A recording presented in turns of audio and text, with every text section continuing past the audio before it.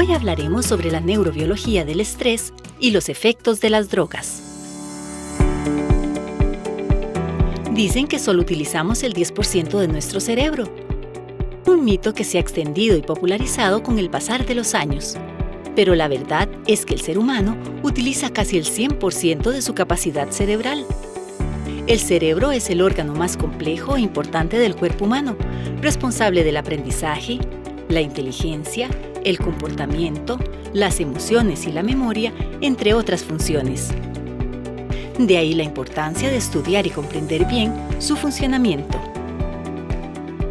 La neurobiología es la ciencia que estudia las células del sistema nervioso y el cerebro, su organización y los circuitos funcionales para procesar información fundamental para el comportamiento humano.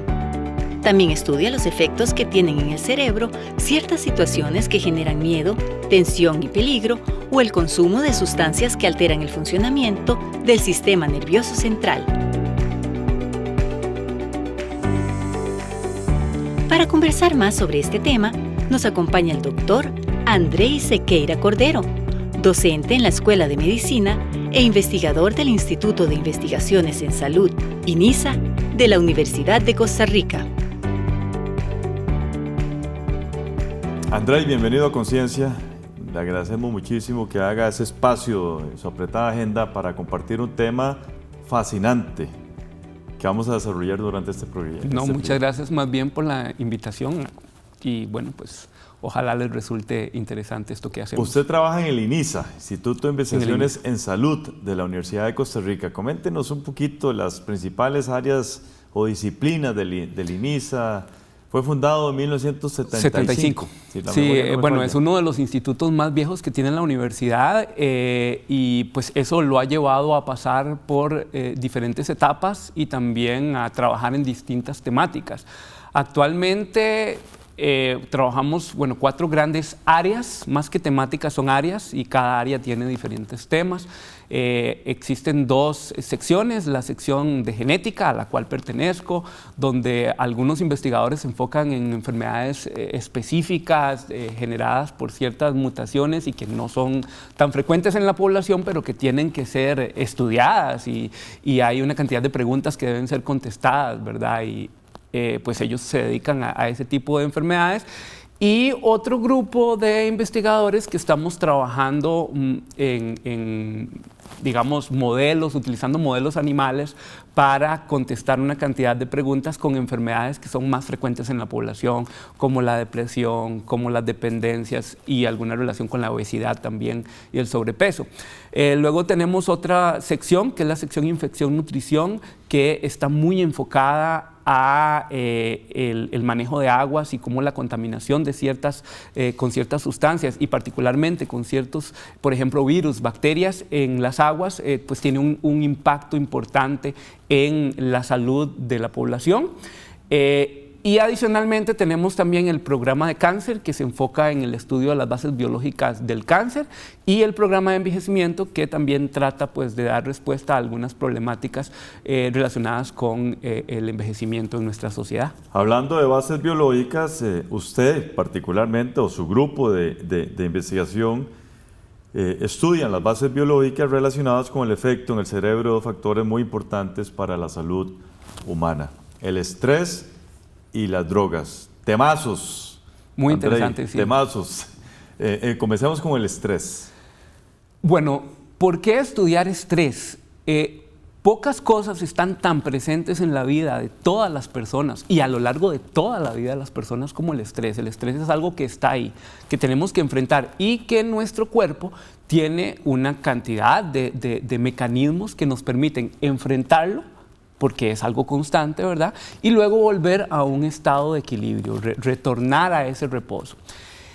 Pero ¿qué pasa? Actualmente vivimos en un mundo que es sumamente estresante. Estamos expuestos a diferentes formas de estrés desde el momento en que nacemos hasta el momento en que morimos. Y eso puede llevar a una serie de desregulaciones de esos procesos que desembocan A veces en problemáticas personales, ¿verdad? De manejo de estrés, de respuesta exacerbada al estrés, pero en muchos casos a una gran cantidad de enfermedades que hoy son muy importantes. Por ejemplo, quizás la que viene primero a la mente es la depresión, ¿verdad? Es una de las enfermedades más frecuentes. De hecho, se ha postulado que para el 2025, esto es en 2 años, va a ser la primera causa de incapacidad y los sistemas de salud que tienen que enfrentar esta problemática gastan una tremenda cantidad de recursos en medidas que apenas son paliativas, ¿verdad?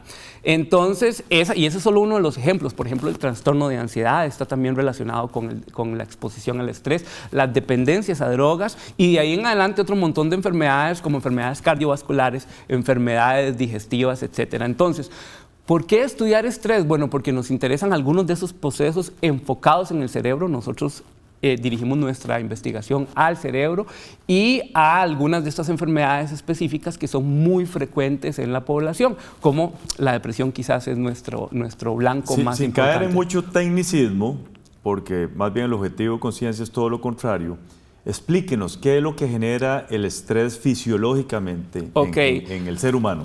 Cuando uno está expuesto a estrés, se libera una hormona en nuestra sangre, que es el cortisol. Todos o mucha gente ha escuchado hablar de esto, ¿verdad? La hormona del estrés. Y esta hormona viaja a diferentes partes del cuerpo y nos prepara para enfrentar ese estrés. Y nos da las herramientas fisiológicas, físicas para enfrentarlo. Y posteriormente bajar, ¿verdad? Volver a un estado de reposo. Y esa es la respuesta normal, así respondemos y ese es nuestro sistema para poder darle cara a eso que siempre está presente, esas formas diversas de estrés. ¿Qué pasa? Que cuando el estrés se mantiene por mucho tiempo, por un periodo muy prolongado, aun cuando sea de magnitud moderada, ¿verdad? Es decir, estamos expuestos a estrés crónico. O bien, cuando no siendo crónico, es decir, un solo evento, pero es tan intenso que puede generar un trauma, entonces ese sistema se descalibra, por decirlo de alguna manera. Y entonces, lo que tenía que hacer ya no lo hace. Nos mantenemos activos por demasiado tiempo y los mecanismos que están en nuestro cerebro para responder se desregulan, funcionan mal. Y eso hace que con el paso del tiempo surjan todas estas enfermedades. Interesante. Vamos a hacer una primera pausa, ya regresamos con todas y todos ustedes. El cerebro es un órgano dinámico, flexible, eficiente y adaptable a los diversos estímulos y cambios en el entorno.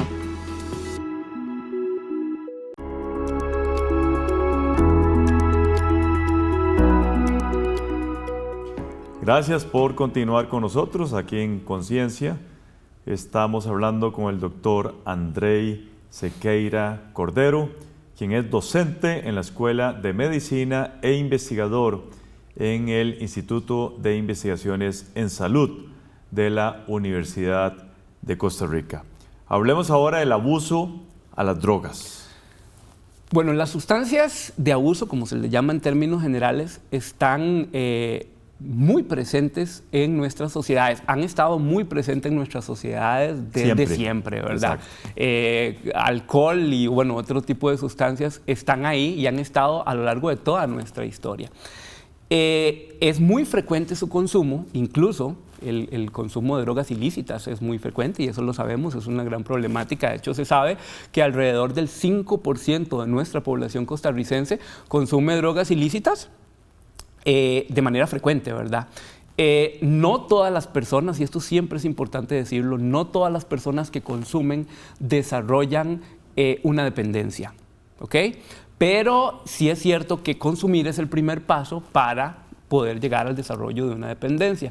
Entonces, esta problemática es tan frecuente, toca de manera tan directa o indirecta prácticamente la vida de todas las personas, que a nosotros también nos ha parecido interesante estudiarla, máxime que los procesos relacionados con el desarrollo de dependencias van muy de la mano con la exposición al estrés en etapas tempranas de la vida. Es decir, personas, individuos que estuvieron expuestos a estrés en etapas tempranas de su vida, en la infancia, la adolescencia, tienen un riesgo incrementado para después, si consumen alcohol, si consumen marihuana, si consumen cocaína, fentanilo, el tipo de droga que sea, desarrollen una dependencia. Entonces, a la par de nuestros trabajos con estrés, nos ha parecido relevante estudiar también el efecto de las drogas en nuestro cerebro para tratar de ofrecer también algunas respuestas sobre lo que pasa. Mucho de todas estas investigaciones que ustedes realizan y sus colegas se hacen con modelos animales. Y siempre ha habido dudas si realmente todos esos modelos y todos esos resultados se pueden extrapolar al ser humano. ¿Qué es lo último en este campo? Bueno, siempre hay que tener en mente que un modelo animal es una representación. Y como una representación no puede ni se pretende que sea 100% exacta. Ahora, el nivel de exactitud es lo que aquí vale la pena resaltar. Nosotros trabajamos con ratas. Y a veces la gente pregunta, pero con ratas, ¿y qué tienen que ver las ratas con nosotros? En realidad funcionamos de maneras muy similares, muy similares. O sea, nuestra hormona del estrés, cortisol, está presente casi en una forma idéntica en ratas, corticosterona, solo un pequeño grupo químico ahí es la diferencia.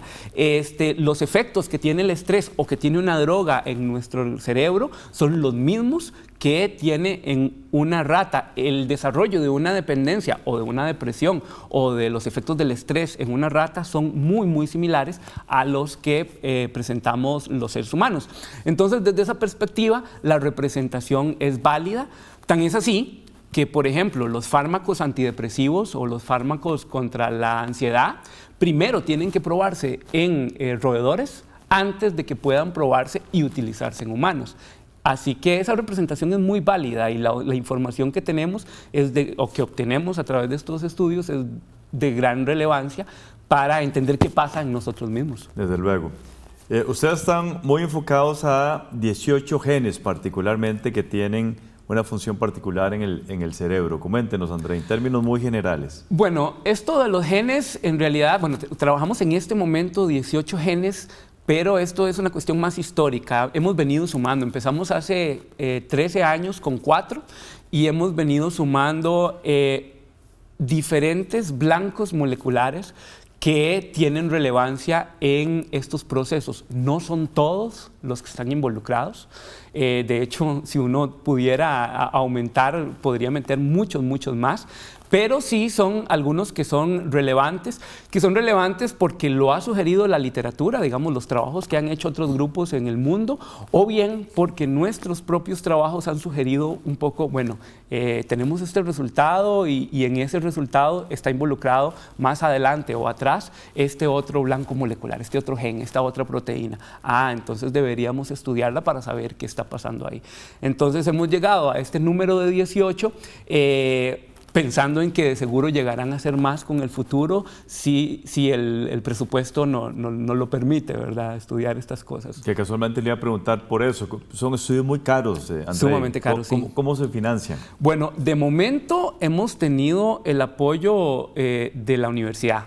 Básicamente ha sido con apoyo de la universidad. Somos un grupo relativamente pequeño, 5 o 6 personas, pero conforme van surgiendo los proyectos, se presentan para los diferentes fondos que tiene la universidad y siempre hemos tenido acceso a una de esas posibilidades. ¿Colaboraciones internacionales?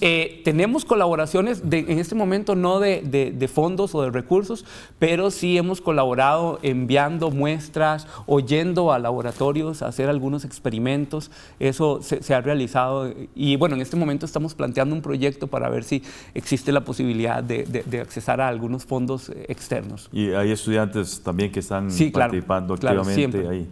Eso es importante. De hecho, los estudiantes llevan buena parte del trabajo que realizamos, ¿verdad? Porque el trabajo con modelos animales es sumamente laborioso.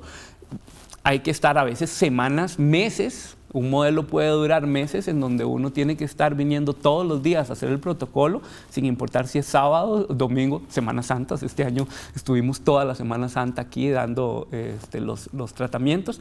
Y los estudiantes son fundamentales porque ellos participan de manera activa en la realización del trabajo y, por supuesto, también eventualmente de las publicaciones. ¿Son estudiantes del área de la salud, de biología? Del área de la salud muchos, de biología algunos, de psicología particularmente tenemos bastante también. Interesante. Volvamos a la función de estos genes. En términos generales, ¿qué es lo que hacen estos genes en el ser humano? Bueno, básicamente son genes que están asociados con un gran proceso, digámosle así, que se conoce como plasticidad neuronal. Plasticidad es la capacidad de cambio, o sea, es un proceso que le permite, exactamente, que le permite al cerebro modificarse en respuesta a estímulos. Cada vez que estamos expuestos a un estímulo, llamémosle estrés, llamémosle droga, nuestro cerebro reacciona y puede modificar esa reacción. Y esa reacción involucra un montón de procesos celulares, fisiológicos, moleculares. Entonces, estos genes son una parte muy limitada, como les decía antes, son solo uno de los varios que existen, de los muchos que existen, que codifican para esta maquinaria que nos permite responder al estrés o responder a la droga, pero que también son los que se ven modificados por el estrés o modificados por la droga y en última instancia llevan al desarrollo de las enfermedades. Entonces son esa maquinaria que nos permite responder y que si no funcionan como deberían, entonces están asociados con cómo surge la enfermedad. Perfecto. Hacemos una segunda pausa y ya regresamos.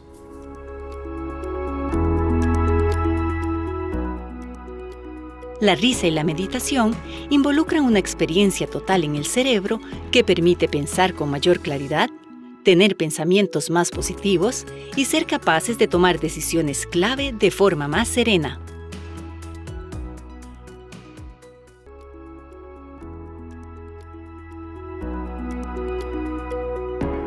Estamos conversando con el doctor Andrei Sequeira, docente e investigador de la Universidad de Costa Rica. Ustedes también trabajan con esto que llaman enriquecimiento ambiental. Explíquenos, Andrei, ¿de qué se trata? Bueno, el enriquecimiento ambiental es una estrategia ambiental para enfrentar el estrés. El estrés y otro tipo de estímulos que afectan nuestro cerebro.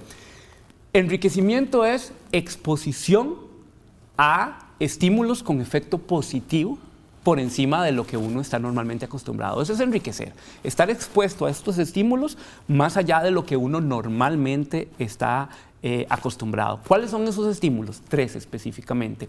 Actividad física, contacto social positivo y estimulación sensoriomotora. Cada uno de estos estímulos tiene en sí mismo un efecto positivo para la función de nuestro cerebro. La combinación de los 3 tiene un efecto enorme, positivo enorme, puede revertir efectos del estrés, por ejemplo, o bien puede generar un efecto protector. Es decir, si uno posteriormente a realizar estas actividades está expuesto a estrés o a drogas, tiene una probabilidad reducida de desarrollar algún tipo de enfermedad inducido por esas posibilidades. ¿Qué es lo que hace el ejercicio físico particularmente? El ejercicio físico en este momento es de los estímulos enriquecedores el más estudiado. Viene estudiándose montones desde hace muchos años, pero como elemento enriquecedor más o menos hace unos 20, 30 años. El ejercicio modifica diferentes sistemas cerebrales, diferentes partes del cerebro, diferentes procesos fisiológicos, teniendo siempre un efecto positivo. Lleva a la inducción o a la liberación de ciertos neurotransmisores, lleva a la inducción o liberación de ciertas sustancias en el cerebro que tienen un efecto positivo, que favorecen la sobrevivencia de nuestras neuronas, el buen funcionamiento de nuestras neuronas, reduce la inflamación, por ejemplo, que es un proceso que tiene efectos negativos. El ejercicio la reduce. Entonces, la combinación de todas estas posibilidades, que son muchas, lleva a mejorar la función cerebral en relación con prácticamente todo. El aprendizaje y la memoria, favorece nuestros procesos de bienestar. favorecen nuestros procesos recompensantes. Esto significa que los estímulos que nos son gratos tienden a ser más gratos. De hecho, el ejercicio mismo, con el paso del tiempo, se convierte en un estímulo agradable que necesitamos para sentirnos bien en nuestras vidas, porque justamente se modifica este sistema del cerebro que está asociado con esas respuestas. Usted mencionó el contacto social. El contacto social es fundamental. Muy positivo también. La explotación en nuestras vidas de los afectos. Y ahí hay que tomar en cuenta el contacto social positivo, porque tenemos muchas formas de relacionarnos con nuestros pares, ¿verdad? Con las otras personas. Pero todas aquellas formas que son positivas, la amistad, la confianza. De hecho, hay un estudio de la Universidad de Harvard, un estudio de seguimiento por 80 años, en donde se demostró que el principal predictor de bienestar en la vida de las personas es justamente el contacto social positivo. Si logramos agenciarnos relaciones con las demás personas, que no es con todo el mundo, es con algunos familiares, algunos amigos, o sea, no es que uno tenga que tener 1 millón de amigos para esto, pero si logramos agenciarnos buenas relaciones con las personas, tenemos ya un buen camino andado de protección en términos de enfermedades que tienen que ver con el estrés. Pues es interesante porque el estado en depresión más bien lleva al aislamiento de esa persona, que debería ser la recomendación todo lo contrario. Todo lo contrario. Lo que pasa es que cuando ya una persona está deprimida, bueno, está sufriendo de una condición que no le permite establecer puentes con otras personas, ¿verdad? Ahí hay que tomar otras estrategias, pero en el momento en que la persona pueda reconectar, claramente esto va a tener un efecto positivo. Aquí lo que nosotros siempre hablamos es, antes de que desarrollemos eventos de este tipo de enfermedades, porque todos y todas podemos desarrollar una depresión, podemos desarrollar un síndrome de ansiedad, esas son enfermedades súper frecuentes. Antes de eso, enriquezcamos nuestras vidas con ejercicio, con contacto social positivo, con actividades que son estimulantes para nuestro cerebro, para que se reduzca la posibilidad de que tengamos esos eventos. ¿A qué se refiere con actividades estimulantes para el cerebro? ¿Medicamento propiamente dicho? No, de hecho eso es importantísimo. Se ha demostrado que una buena cantidad de actividades que nos estimulan tienen una función protectora. Por ejemplo, practicar un instrumento musical. Esa es una cosa que tiene un efecto súper poderoso, un efecto enriquecedor muy poderoso. Por ejemplo, la lectura de ficción tiene importantes efectos para nuestro cerebro.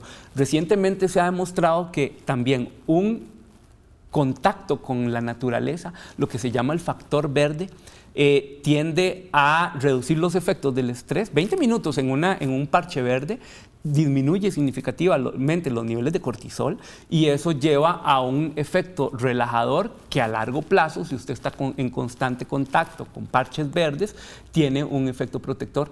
Así, y eso está documentado en montones de trabajos en la literatura actualmente. Interesante, Andrei. Futura investigación para el grupo suyo. Bueno, queremos seguir profundizando en este tipo de mecanismos y una forma de profundizar. Hasta ahora hemos tenido una serie de resultados que dicen, bueno, exponemos a estos animales a estos efectos y tenemos a estos estímulos, perdón, y tenemos un efecto sobre este gen. Ahora queremos manipular la expresión de los genes utilizando una serie de herramientas de ingeniería genética para poder corroborar lo que hemos visto en nuestros estudios aquí para atrás. Entonces, hay 2 proyectos que en este momento están corriendo por parte del grupo que buscan justamente eso, estandarizar las herramientas que nos permitan manipular la expresión ya en el cerebro del animal para poder afirmar a ciencia cierta todo lo que hemos visto de aquí para atrás, pero que no pasa de ser asociaciones. Le agradecemos muchísimo, Andrei, y desde luego que le deseamos muchos éxitos en sus investigaciones. Muchas gracias. Gracias a todas y todos ustedes. Continúen con la programación de Canal 15 UCR, no sin antes ver nuestra sección de conceptos.